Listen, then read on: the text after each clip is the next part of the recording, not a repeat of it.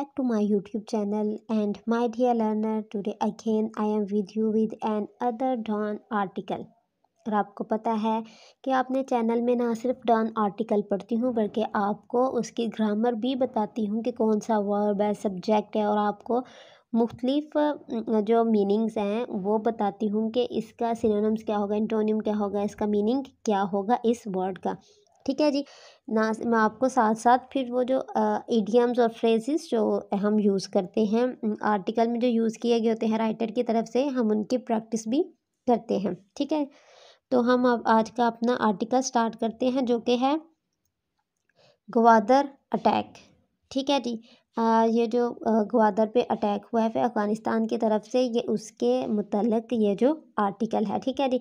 इस आर्टिकल में जो डिफ़िकल्ट वर्ड्स यूज़ हुए हैं उनको मैंने साथ साथ इसके मीनिंग भी लिख दिए हैं। जिस तरह ऑडिशियस का मतलब होता है बहादुर, ग्रीम बुरा, ब्रिगेड का मतलब होता है ब्रिगेड ये। ठीक है जी। और अम्बूश का मतलब होता है जो घात लगाकर हमला करना। ठीक है जी, ये आएगा घात लगाकर हमला करना। जो हम आज का अपना आर्टिकल पढ़ते हैं इसका वर्ड टू वर्ड इसकी ट्रांसलेशन करते हैं और फिर हम इसकी प्रैक्टिस भी करते हैं। ठीक है जी। यस्टरडे कल, ऑडिशियस अटैक। ठीक है जी। ऑडिशियस अटैक का मतलब होता है, ऑडिशियस का मतलब होता है बहादुर। अभी मैंने पीछे आप लोगों को बताया है कि ऑडिशियस का मतलब होता है बहादुर। Attack on Gwadar sport authority complex. ठीक है जी। ये उसने कहा है कल ना एक बड़ा बहादुर जो मतलब उन्होंने बड़ा मतलब बहादुर बन के ना ग्वादर पे अटैक किया है। ठीक है जी, मतलब ना डर हो के उन्होंने अटैक किया। Word to word translation.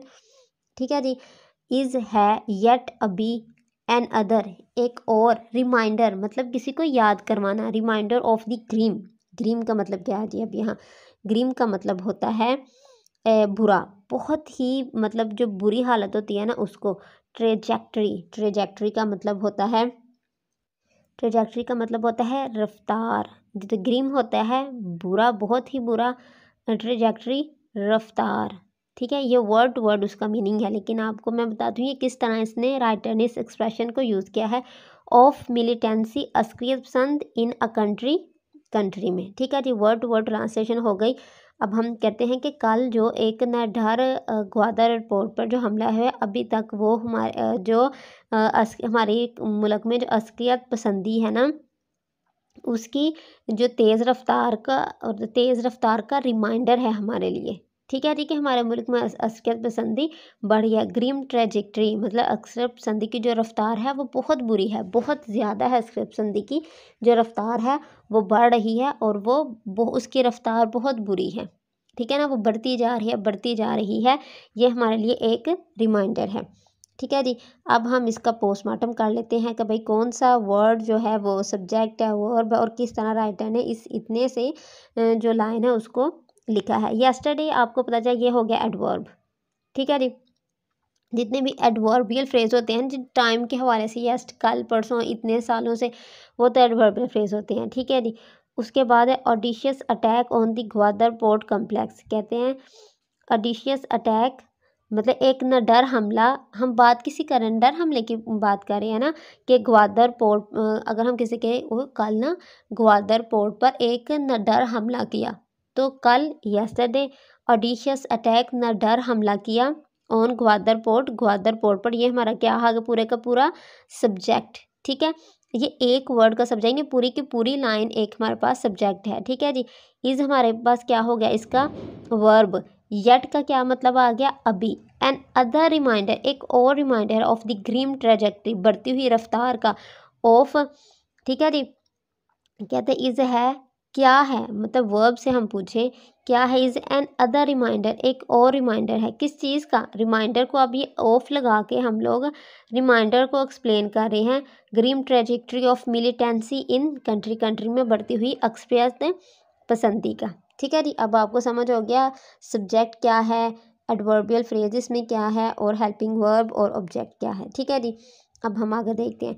With in days of a major terrorist attacks in north west, कहते हैं दिनों में, मतलब विद इन डेज, मतलब दिनों में ये जो बड़ा टेररिस्ट अटैक अफगानिस्तान मिलिटेंट, अब और कहा जा रहा है मिलिटेंट, मतलब जो अफगानिस्तान थे टारगेटेड हमला किया। पास्ट की बात कर रहे हैं हम लोग, तो ये सेकंड फॉर्म है हमारे पास वर्ब की।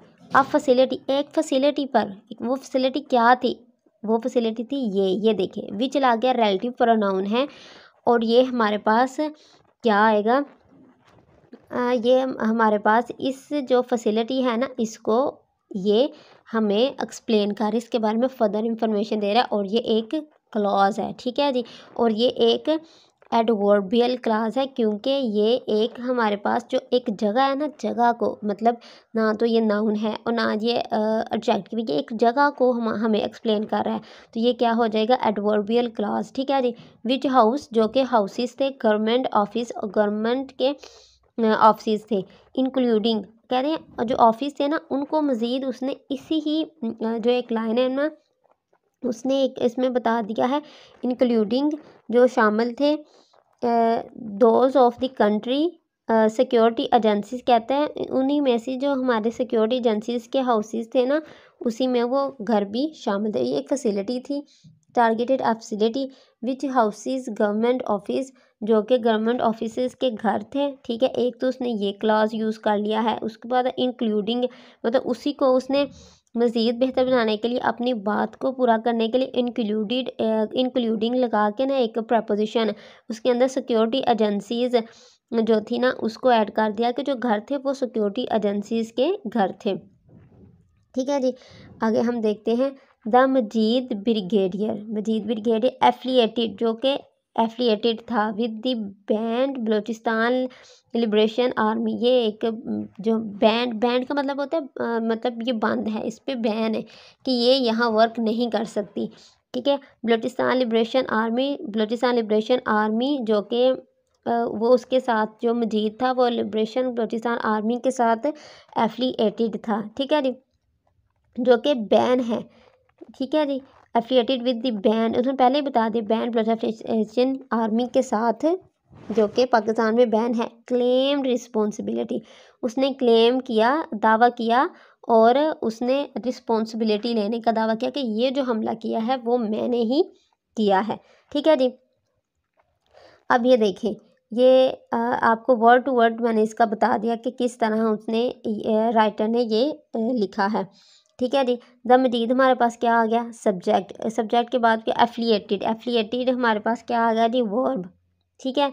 वर्ब के बाद हम पूछते हैं कि क्या किस चीज़ के साथ एफिलिएटेड था। जब हम वर्ब से सवाल कब और क्यों का सवाल करते हैं, क्या चीज़ का सवाल करते हैं हम वर्ब के से, तो वो हमें आगे से बताता है, भाई एक्सप्लेनेशन देता है वर्ब अपनी, कि अगर मजीद एफिलिएटेड था किस चीज़ के साथ, ठीक है, कब और कहाँ, तो ये आगे बता रहा है with the band Balochistan liberation army, ठीक है, जो कि बैंड बलूचिस्तान लिबरेशन आर्मी के साथ जो था वो एफिलिएटेड था, ठीक है जी। होगा सब्जेक्ट ऑब्जेक्ट हो गया, ठीक है। कोमा लगा के उसने नया आगे अपना ये सेंटेंस शुरू कर दिया है, ठीक है। इस सेंटेंस में आप देखेंगे कि वर्ब है, ठीक है, और ऑब्जेक्ट है, लेकिन इस सेंटेंस में आपको सब्जेक्ट नहीं दिखेगा, तो कैसे आप कहेंगे एक सेंटेंस है भाई, ठीक है जी। अब देखें, जब हम कोमा लगा के एक सेंटेंस, ये जो सेंटेंस है इससे कोमा लगा के आगे ही शुरू कर दें, तो इसका मतलब है ये जो वर्ब आया है ना, इसका सब्जेक्ट ये वाला है जिसके बारे में हम पहले ही बात कर रहे हैं, ठीक है जी। अब क्लेम्ड है ना, इसका सब्जेक्ट मजीद है, ठीक है जी। मजीद ने क्लेम्ड दावा किया रिस्पॉन्सिबिलिटी लेने का, ठीक है जी। क्लेम का मतलब होता है दावा करना, ठीक है। उसने दावा किया कि वो she claim to be ill, उसने बीमार होने का दावा किया, ठीक है जी। अब हम थोड़ी सी क्लेम्ड के बारे, और अब हम क्लेम्ड के बारे में आपको बताती हूँ कि किस तरह इसे हम लोग अपने, ठीक है जी। और क्लेम का मतलब होता है दावा करना कि मैं ऐसा हूँ, ठीक है जी। और ये हम किसी की करते हैं कि उसने दावा किया कि वो ऐसा है, तो उसके लिए हम ईडी वाली फॉर्म यूज़ करते हैं, क्लेम्ड, ठीक है जी। उसके साथ हम ईडी यूज़ करेंगे। शी क्लेम्ड, उसने दावा किया, टू बी ब्यूटीफुल खूबसूरत होने का। उसने दावा किया कि वो इलेक्शन जीतेगा, उसने दावा किया, आज उसने दावा किया है, लेकिन इलेक्शन वो आगे जाकर जीतेगा। तो अब हम सोचेंगे कि हम ईडी क्यों लगाएंगे, ठीक है ना। जब उसने दावा किया तो उसने वो बात कर ली है, ठीक है जी, उसने वो बात कर चुका है, इस वजह से हम लोग क्लेम लगाएंगे, ठीक है ना। वो एक दफ़ा बात करता है ना, अगर हम कहेंगे ही क्लेम्स, ठीक है जी, इसका मतलब है वो रोज़ क्लेम्स करता है, ठीक है। लेकिन उसने एक दफ़ा बात की है और वो पास्ट की वो बात कर चुका है, उसके बाद हम किसी को बात करेंगे, उसने दावा किया कि वो इलेक्शन जीतेगा, मतलब वो पास्ट है। शी क्लेम्ड, उसने दावा किया that he would win election, वो इलेक्शन जीतेगा। आई होप आपको मेरी क्लास पसंद आई होगी। Please like and subscribe my channel. Thank you for watching.